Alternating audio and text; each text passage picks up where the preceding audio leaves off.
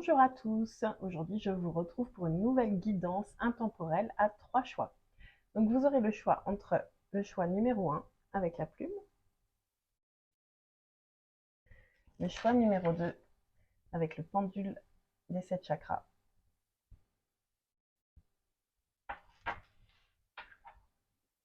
et le choix numéro 3 avec le cristal de roche. Alors je vous invite vraiment à prendre ce temps pour vous, à revenir à l'intérieur, à prendre le temps de respirer et de faire votre choix assez rapidement vers le tas qui vous a le plus instinctivement attiré. Allez, j'ai déjà tiré les cartes, donc je vais commencer avec le choix numéro 1 et la plume.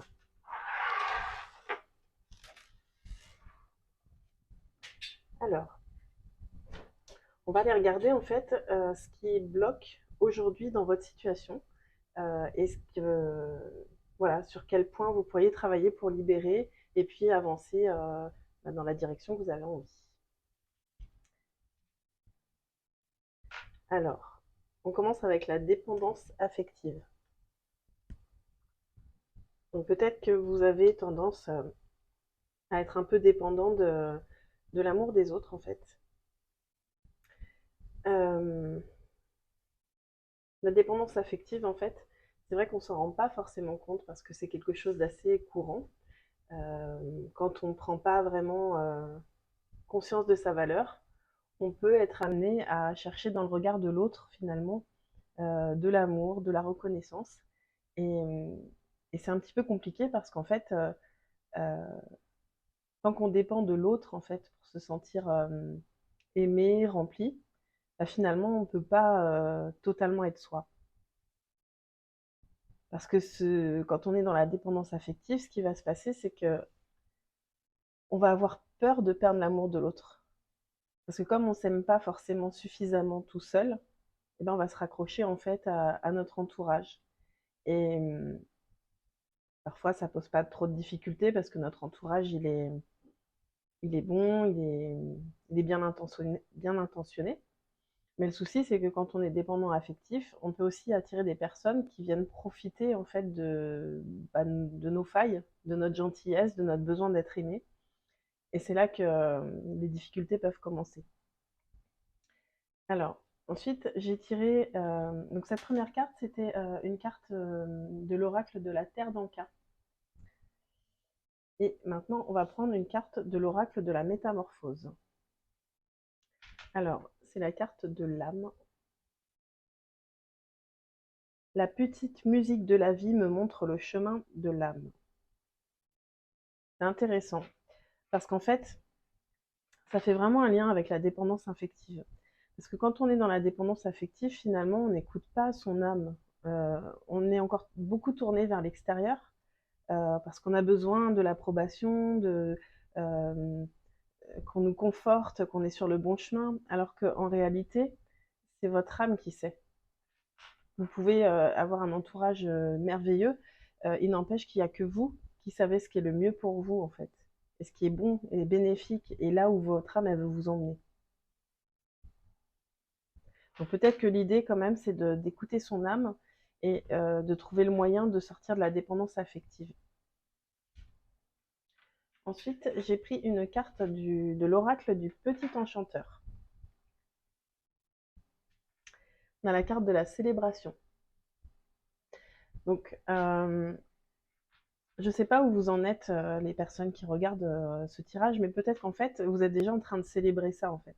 Peut-être que vous vous êtes rendu compte que vous étiez dans la dépendance affective et que pour une raison ou pour une autre, vous êtes revenu à vous-même. Et aujourd'hui, vous pouvez célébrer justement le fait d'être à l'écoute de vous-même et d'être sorti de la dépendance affective. En tout cas, si ce n'est pas encore le fait et que vous êtes encore euh, vous sentez que vous êtes encore dans une certaine forme de dépendance affective, je pense que vous allez célébrer prochainement le fait de dépasser ça. Un dernier petit message pour le groupe numéro 1, c'est une petite carte pour apprendre à lâcher prise. Donc le conseil, je me laisse porter par le sens de la vie. Nous constatons tous que la vie est mouvement. Le développement de notre être ne peut donc passer que par une certaine part d'insécurité et notre capacité à aller vers l'inconnu. Bah, ça résume bien en fait. En fait, quand on est dans la dépendance affective, on est dans une forme d'insécurité. Parce qu'en fait, on dépend toujours de quelqu'un d'autre pour se sentir bien. On dépend toujours de l'amour de quelqu'un ou des félicitations de quelqu'un ou de l'approbation des autres. Ce qui fait qu'on ne se sent pas en sécurité parce qu'on n'a pas le contrôle sur les autres. Et donc, si ces personnes dont on a tant besoin pour se sentir bien cessent de nous donner de l'amour ou de la reconnaissance, ben, on se sent vide en fait.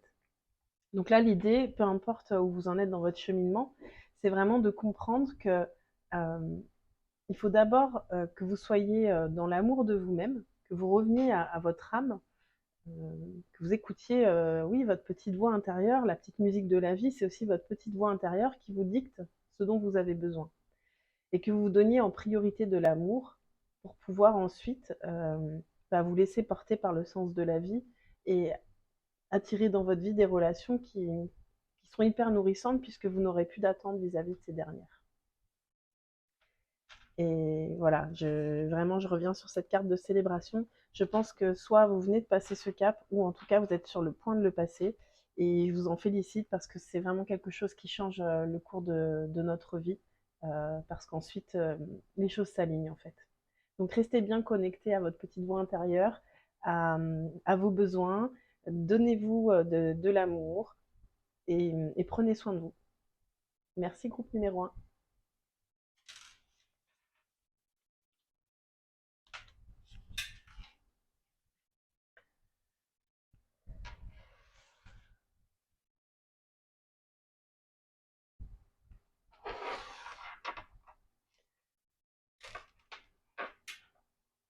Alors, on passe au groupe numéro 2 avec donc le pendule des 7 chakras.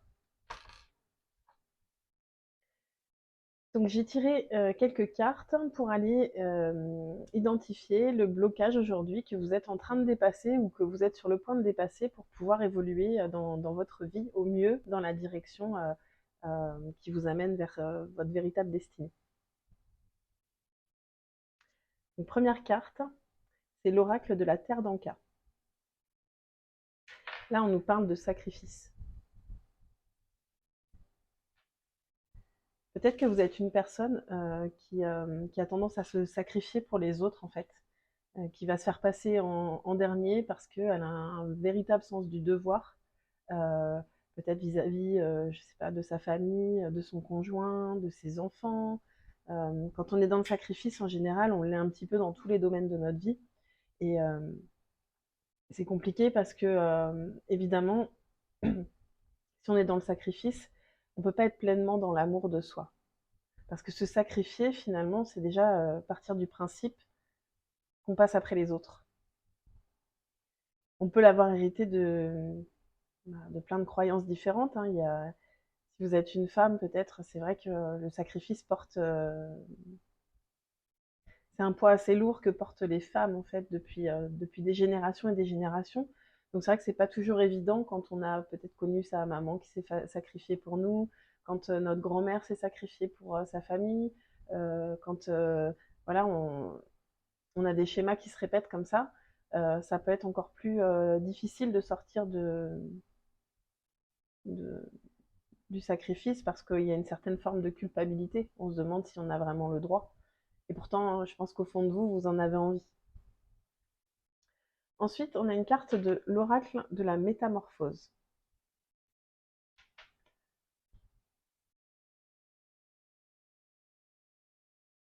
La carte des âmes sœurs. Sur une route pavée d'or, je rencontre des âmes sœurs qui me rappellent qui je suis.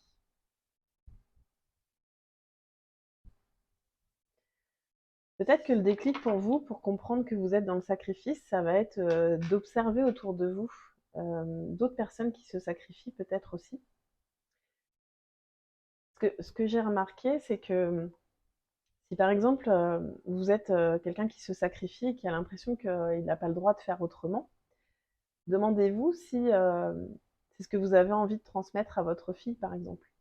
que vous avez envie que dans sa vie d'adulte, elle se fasse passer après tout le monde? Ou au contraire, est-ce que vous lui souhaitez qu'elle fasse d'elle sa priorité pour ensuite être bien dans sa vie et pouvoir donner aux autres? Certainement, mais en premier à elle. Moi, les âmes sœurs, là, me font penser en fait à des relations miroirs. Vraiment, sortez de votre personnage, puisque vous, c'est peut-être compliqué, vous êtes peut-être très ancré dans cette notion de sacrifice et vous n'arrivez pas à vous dire que vous avez le droit de faire autrement. Mais observez autour de vous des personnes qui vous sont chères et demandez-vous si c'est ce que vous souhaitez pour elles, qu'elles se sacrifient. Ensuite, j'ai tiré une petite carte de l'oracle du petit enchanteur. Recharger. Une carte avec des cristaux. Ce que ça me renvoie ici, en fait, c'est que pour que vous compreniez bien le problème de rester dans le sacrifice, je pense que vous le sentez en fait. Quand on se sacrifie, on pompe toutes ces batteries pour tout le monde. On donne beaucoup. Et puis en fait, on passe son temps à recharger ses batteries, à se sentir complètement à plat, à recharger encore, à se sentir complètement à plat. Donc là, c'est très important que vous compreniez que si votre but est de pouvoir aider d'autres personnes, si vous avez le sens du sacrifice, c'est que certainement vous avez à cœur d'aider d'autres personnes qui vous entourent. Mais en fait, il faut absolument comprendre que pour pouvoir donner aux autres, il faut être capable d'abord de se donner à soi. Si vous n'êtes pas rempli au maximum, vous allez donner, mais partiellement en fait. Et ça va être difficile. Et dans la durée, ça va peut-être développer en vous euh, des sentiments que vous n'avez pas forcément envie de nourrir. Par exemple, de la culpabilité, parce que vous allez peut-être avoir moins d'énergie à donner aux autres, donc vous allez culpabiliser d'en faire moins. Peut-être que ça va faire naître de la frustration, parce que vous n'allez pas remplir vos propres besoins, donc vous allez vouloir aux autres, peut-être en vouloir aux autres, de ne pas répondre à vos besoins, alors qu'en fait, vraiment essayer de prendre le problème dans l'autre sens et de revenir à vous. Si vous vous faites passer en priorité, ça ne fait pas de vous quelqu'un d'égoïste pour autant. En tout cas, pas dans le mauvais sens du terme. C'est important d'être capable de d'abord prendre soin de soi, de se connaître, d'être à l'écoute de ce qu'on ressent, pour pouvoir être dans les meilleures énergies qui soient. Parce qu'ensuite, ça va devenir beaucoup plus facile de diffuser cette bonne énergie autour de soi. Donc déjà, sans rien faire de particulier, vous allez apaiser les autres par votre présence. Alors que si vous êtes dans le sacrifice, vous allez vibrer quelque chose qui ne sera pas forcément agréable pour ceux qui vous entourent. Même si vous avez l'impression que vous ne dites rien, que vous ne faites rien de mal, vous allez quand même dégager quelque chose qui ne sera pas agréable. Et c'est dommage parce que ce n'est pas du tout votre souhait initialement. Si vous êtes prête à vous sacrifier ou prêt à vous sacrifier, c'est bien que vous avez envie de pouvoir donner aux autres. Mais ayez en tête quand même que votre énergie, la qualité de votre énergie, il n'y a que vous qui pouvez avoir une influence dessus. Il n'y a que vous qui connaissez profondément vos besoins et qui êtes capable de vous nourrir et de vous recharger. Après, pour se recharger, oui, ça peut être peut-être des cristaux, parce que là on en voit, mais il y a plein de choses pour se recharger. On peut s'entourer donc de cristaux, on peut faire de la méditation, on peut aller faire un bain de nature, on peut tout simplement faire une activité qui nous fait du bien. L'idée, c'est vraiment de recharger ses batteries et de se connaître et de ne pas être toujours dans le j'ai mes batteries à fond, je donne tout, je me décharge à fond et je recommence. Et là, c'est les montagnes russes et c'est vraiment pas agréable. Et au bout d'un moment, on n'y arrive plus de toute façon. Ça bloque. Et donc, c'est peut-être le corps qui lâche, c'est peut-être des katas qui nous arrivent, c'est peut-être de la maladie. Donc, vraiment, revenez à vous, à la qualité de votre énergie et ayez en tête que peut-être que ce dont vous avez besoin de vous libérer, c'est de la croyance que vous devez vous sacrifier pour les autres. Un petit message pour terminer pour vous qui vient d'une petite boîte pour apprendre à lâcher prise. Je prends conscience que tout est toujours neuf lorsqu'on sait le regarder avec un œil nouveau. La vie nous donne à chaque seconde la possibilité de tout commencer ou recommencer. Rien n'est jamais pareil, chante le poète, même pas le soleil. C'est un beau message et si on l'applique au tirage, Bah, vraiment, c'est pas parce que vous avez toujours fonctionné en vous sacrifiant pour les autres que vous pouvez pas sortir de ce schéma-là. Je pense que vous imaginez pas à quel point, en fait, si vous arrivez à sortir du sacrifice et que vous faites le pas vers vous, de prendre soin de vous avant de prendre soin des autres, ça veut pas dire que vous prendrez pas soin d'eux. Ça veut dire que vous le ferez d'une meilleure manière puisque vous-même, vous serez rempli de bonnes énergies. Donc je vous souhaite, si ce n'est pas encore le cas, peut-être que vous êtes en train de sortir du sacrifice, en tout cas, c'est vraiment dans cette direction qu'il faut regarder. Demandez-vous si vous n'êtes pas en train de vous sacrifier et si vous prenez toujours le soin de vous recharger avant d'aider les autres. Voilà. Bah, écoutez, je vous remercie, le groupe numéro 2, et je vais passer au groupe numéro 3.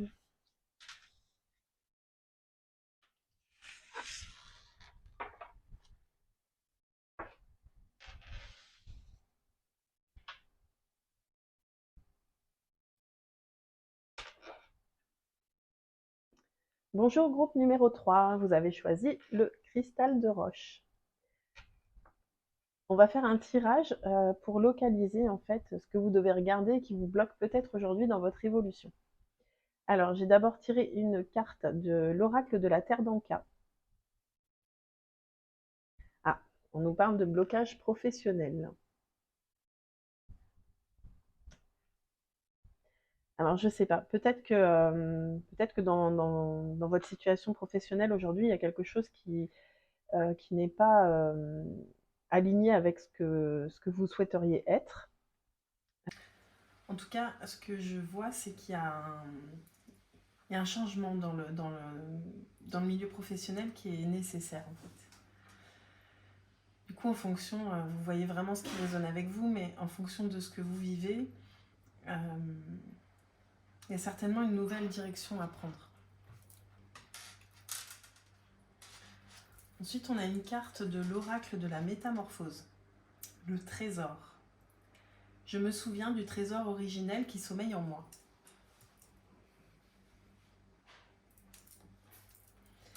Bah, clairement, je pense que là, ce que vous êtes amené à faire, c'est à faire un bilan en fait. Si au niveau professionnel, là, vous sentez que ça bloque, c'est peut-être que c'est un blocage qui est nécessaire pour que vous puissiez évoluer. Parce que peut-être que vous avez perdu de vue tous vos talents en fait. Peut-être que vous n'avez pas conscience de tout ce que vous avez à offrir dans le monde professionnel.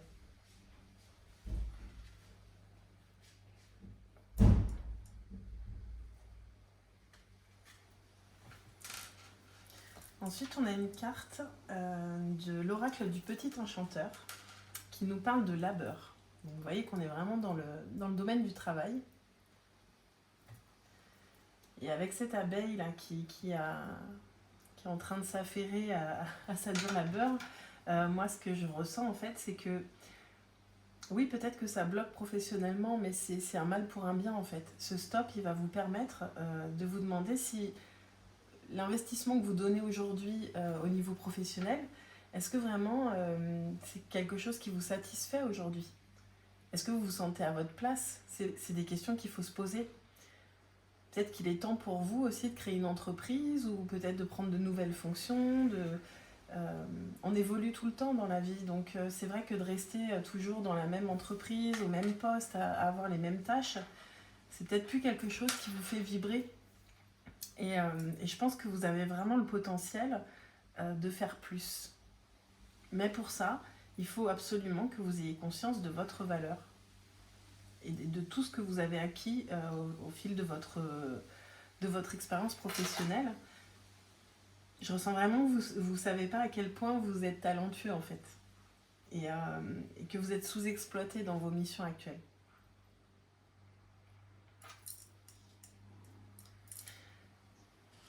On a un petit message pour apprendre à lâcher prise. C'est en agissant que l'on apprend le mieux de la vie. Je le constate et je me le répète.